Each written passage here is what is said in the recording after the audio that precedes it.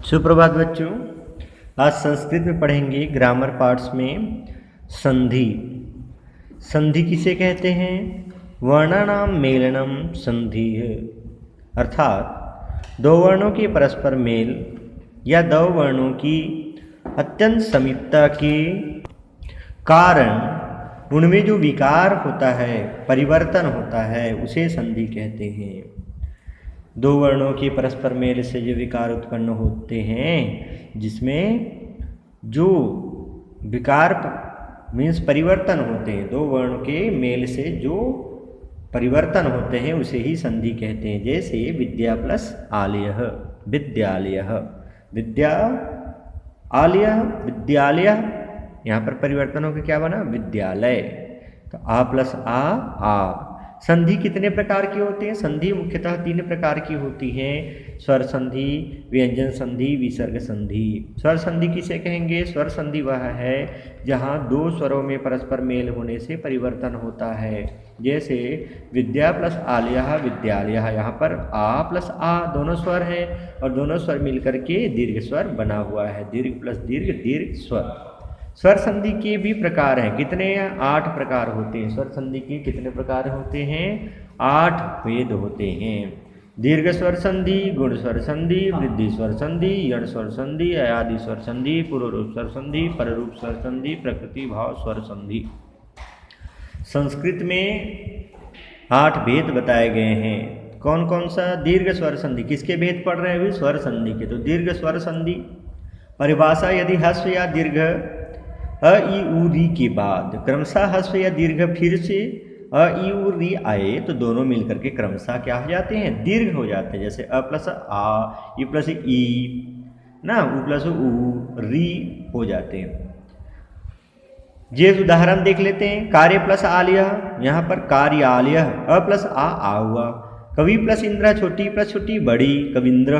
Bhanu plus उदयः, बड़ा उ, छोटा उ प्लस छोटा उ, बड़ा उ, भानुदयः।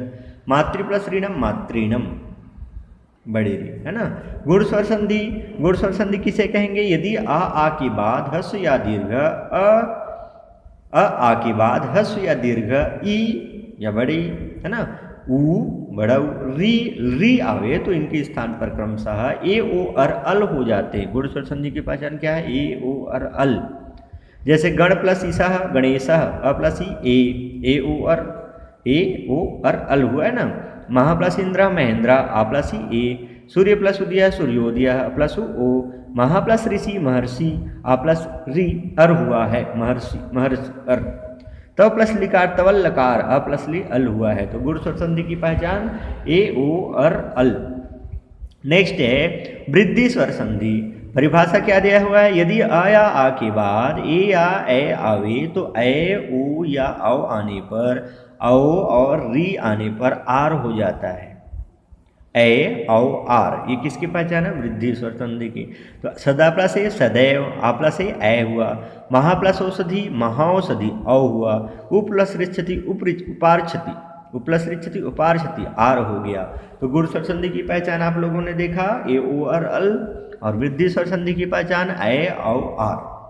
यण स्वर संधि: यदि ह्रस्व या दीर्घ ई उ री के बाद असमान स्वर आए, इसके अलग भेद असमान, इसके जैसे नहीं, दूसरे स्वर आवे तो उनके स्थान पर क्रमशः य व र हो जाता है। जैसे यदि प्लस अपि, ई है उसके बाद आ गया तो यद्यपि यह हो गया।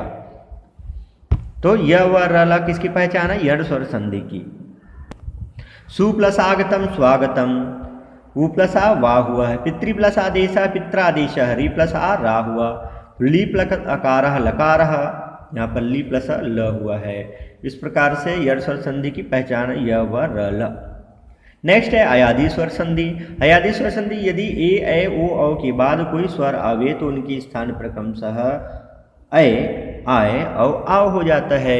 ये किसकी पहचान है?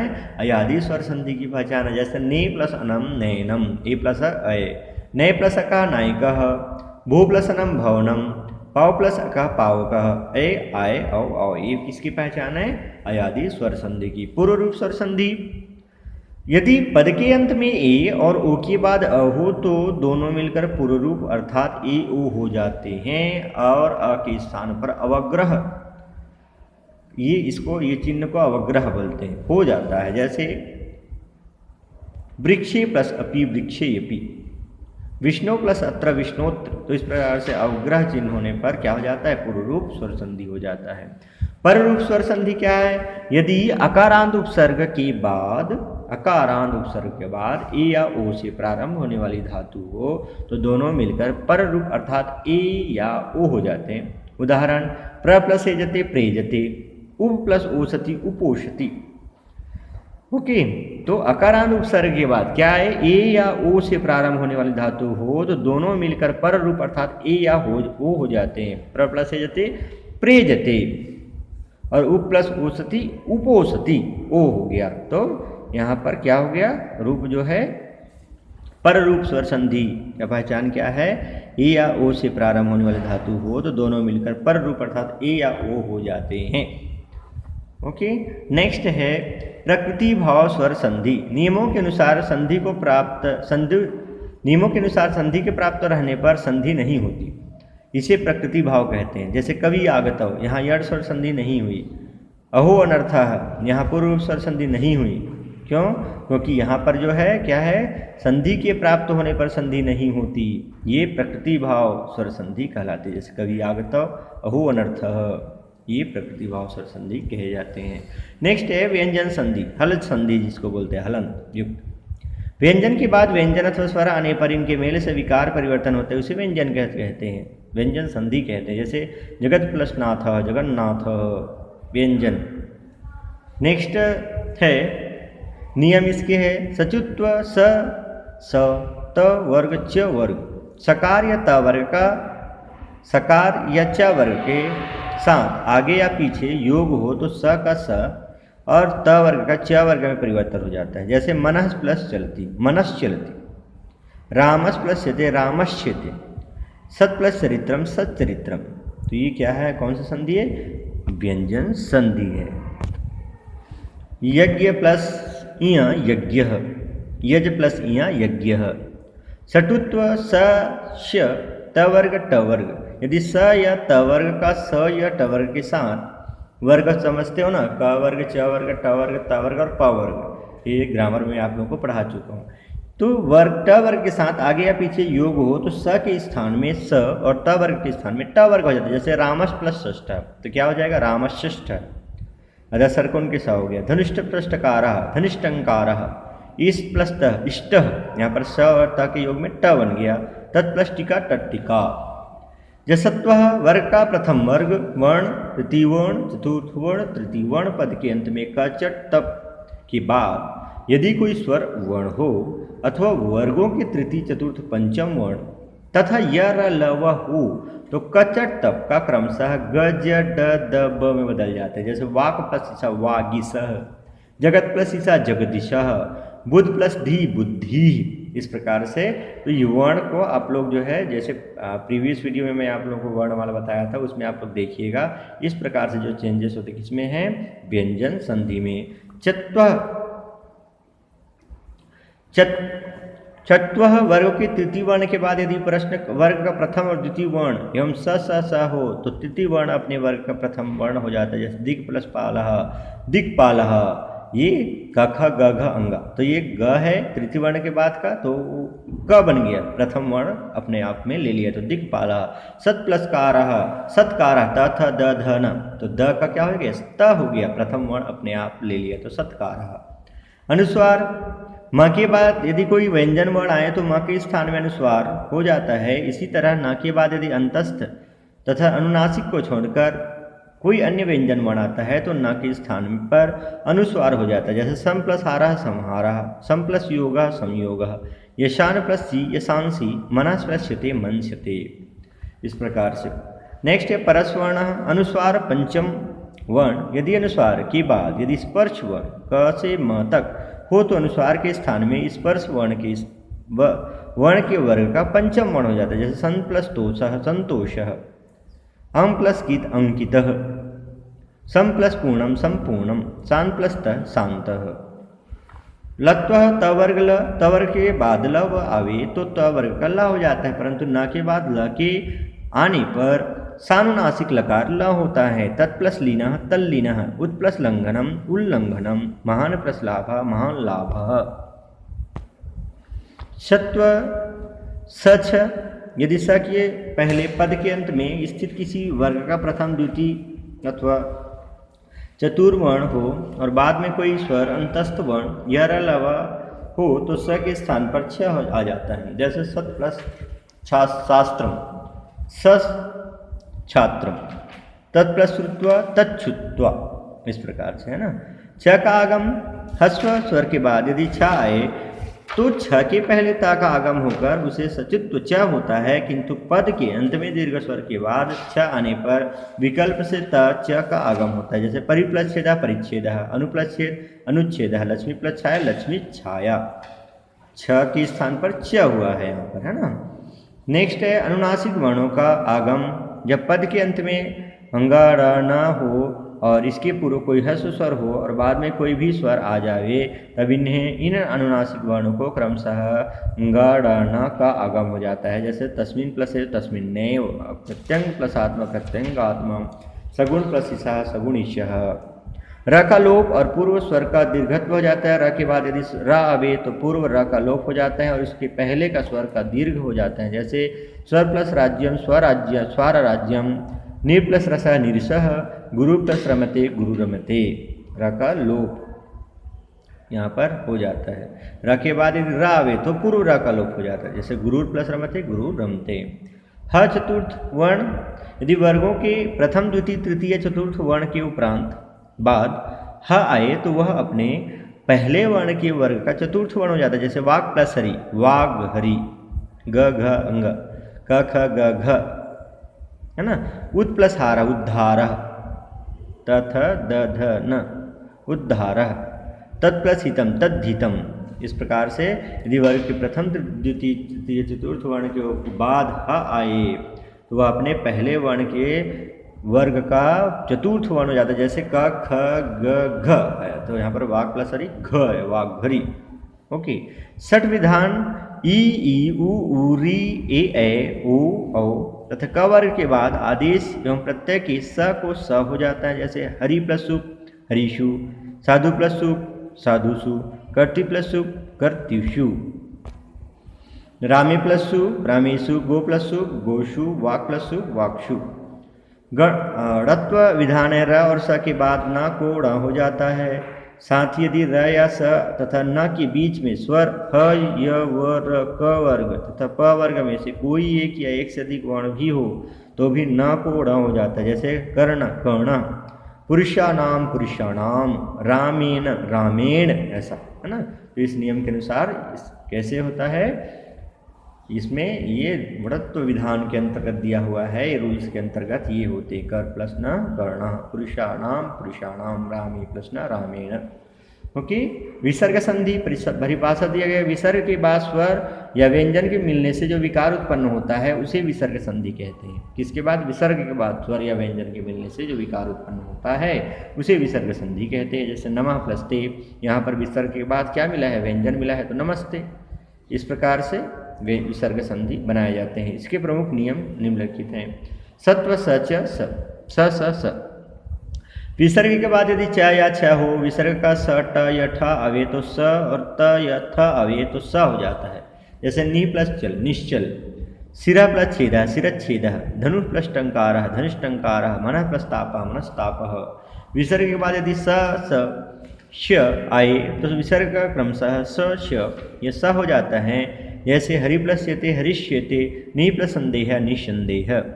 विसर्ग के पहले यदि ई या ऊ हो और बाद में क ख या म प फ में से कोई वर्ण हो तो विसर्ग के स्थान पर श हो जाता है। जैसे नि प्लस कपट निष्कपट, दु प्लस कर्म दुष्कर्म, चतुष प्लस पदः चतुष्पदः, नि प्लस फल निष्फलः। यदि नमः और पुरः के बाद क ख या स फ आए तो विसर्ग का स हो जाता है। जैसे नमः प्लस कार नमस्कार, पुरः प्लस कार पुरस्कार।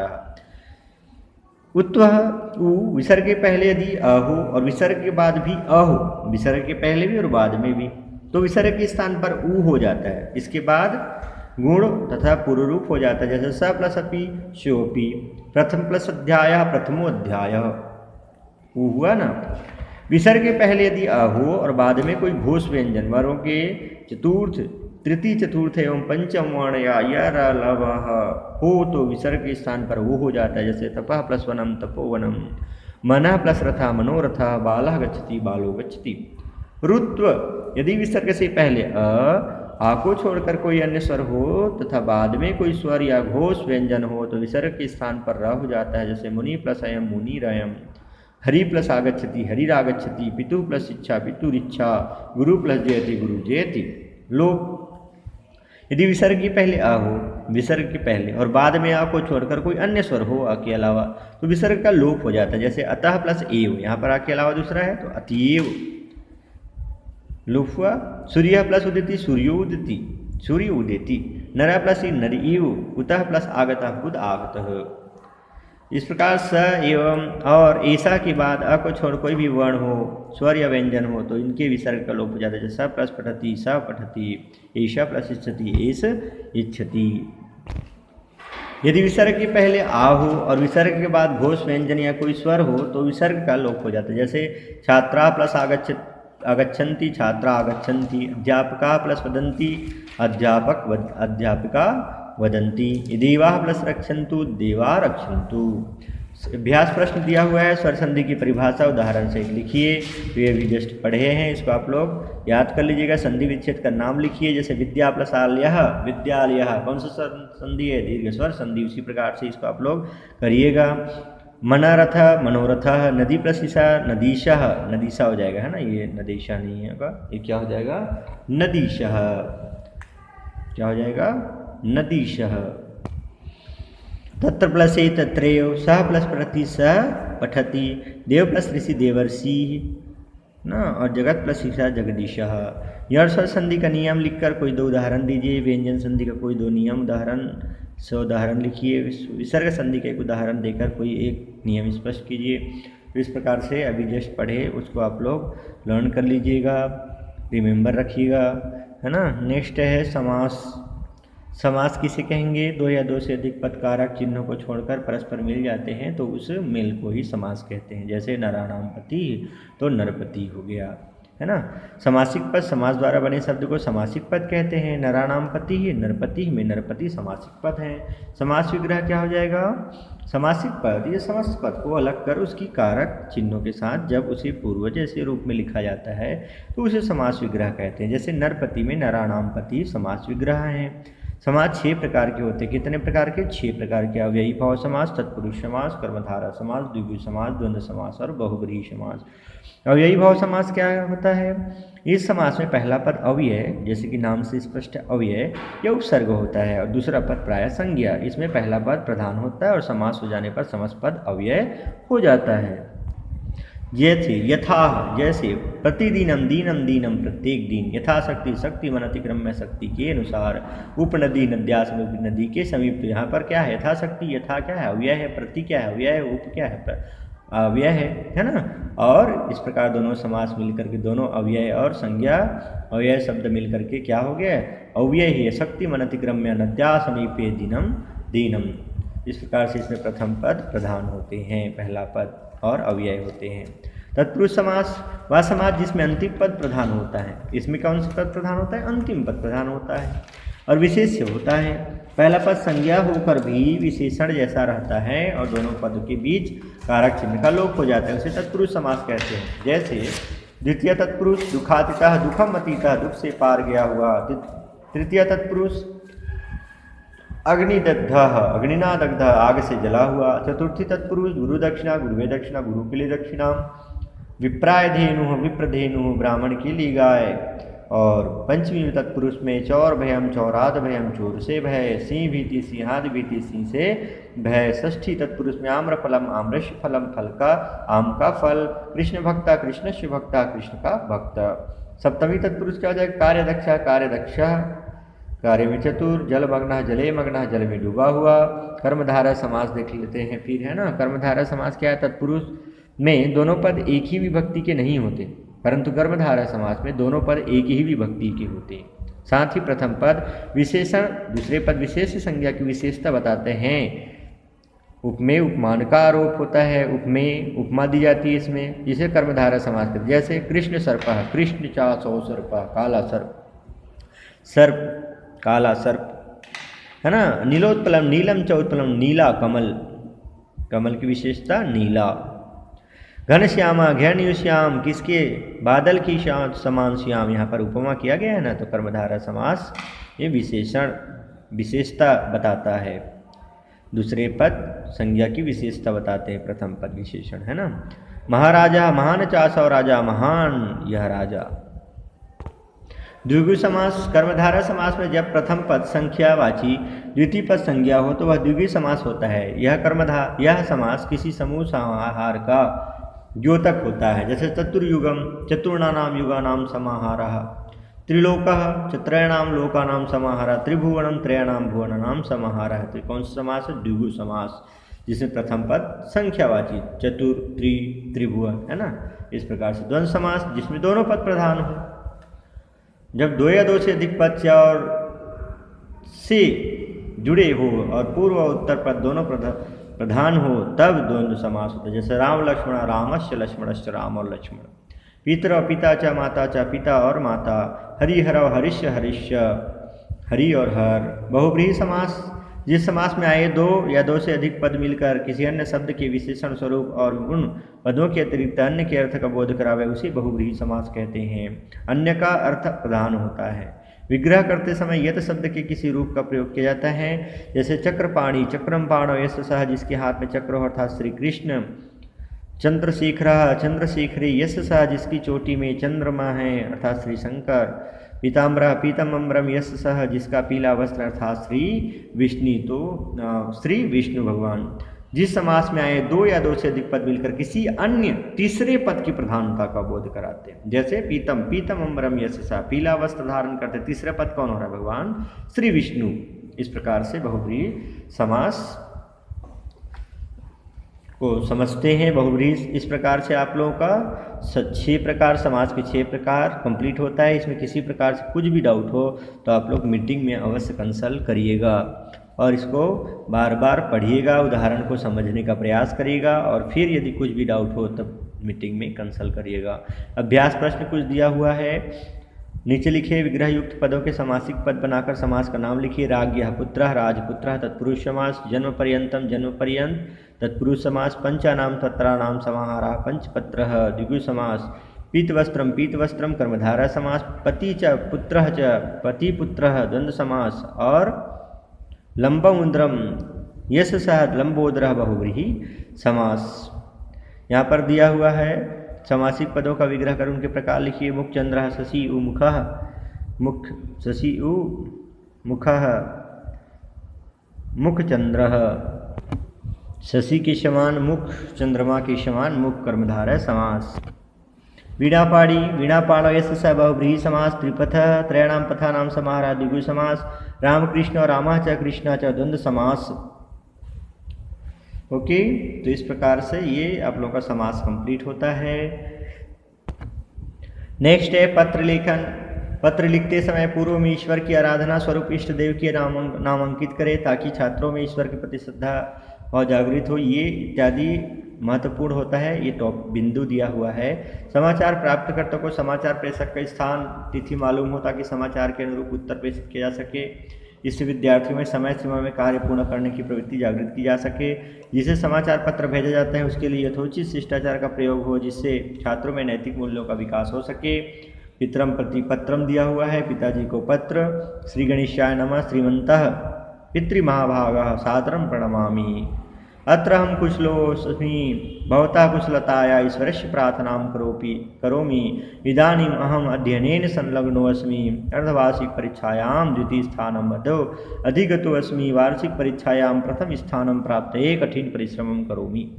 किंचित पुस्तकं क्रयार्थं 100 रूप्यकाणाम् आवश्यकता वर्तते, अतः रूप्यकाणि प्रेषयितुं कृपां करोतु। अत्र अहं स्वस्थचित्तो अस्मि। मातृभ्यो नमः। अनुजायान् अन्यानुजान सुभाषी भवता पत्रोत्तर प्रतीक्षारत भवता आत्मजा राहुल। इस प्रकार से पत्र आप लोगों को लिखना है, एग्जाम में आता है तो इसको आप लोग याद कर लीजिएगा और कुछ भी डाउट हो तो आप लोग मीटिंग में कंसल्ट करिएगा। प्रधान अध्यापक प्रति पत्र दिया हुआ है, सेवायाम श्रीमान प्रधान अध्यापक शासकीय, तो इसमें अपना स्कूल का नाम हो जाएगा ज्ञानदीप पब्लिक स्कूल थान खमरिया।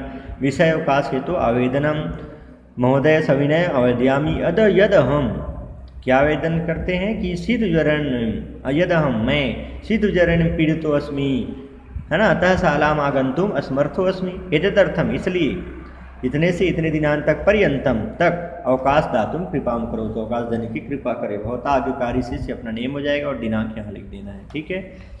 पुस्तक प्रेषणार्थम पत्र, पुस्तक भेजने के लिए पत्र, तो श्रीमंता संपादक महोदया चौखंबा, ये तो एड्रेस है, चौखंबा संस्कृत प्रतिष्ठान वाराणसी उत्तर प्रदेश, वीपी माध्यमेन पुस्तक प्रेषणार्थम, वीपी माध्यम के डाक द्वारा पुस्तक भेजने के लिए प्रार्थना पत्र। मान्यवरा मह्यम निम्नांकित पुस्तका नाम आवश्यकता वर्तते, मुझे निम्नांकित पुस्तक की आवश्यकता है, अतः बीपी माध्यमेन अधोलिखितानि पुस्तकानि प्रेषयन्तु, धन्यवाद।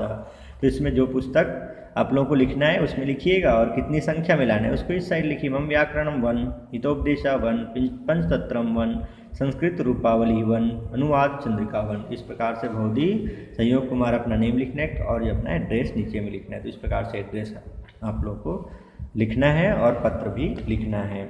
नेक्स्ट ये है निबंध। निबंध में विद्यालय का दिया हुआ है, विद्या अध्ययनस्य स्थलं विद्यालयः इत्युच्यते।